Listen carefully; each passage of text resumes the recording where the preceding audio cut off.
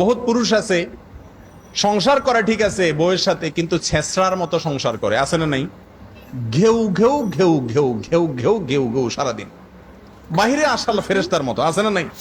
ইয়া বড় ফেরেস্তা, ওনার মতো মানুষ হয় না, ওনার আখলাকে ওনার আচরণে সব ভাঙে চুরে পড়ে, কিন্তু বাসায় আসলে কুত্তার মতো আচরণ করে, আছে না নাই?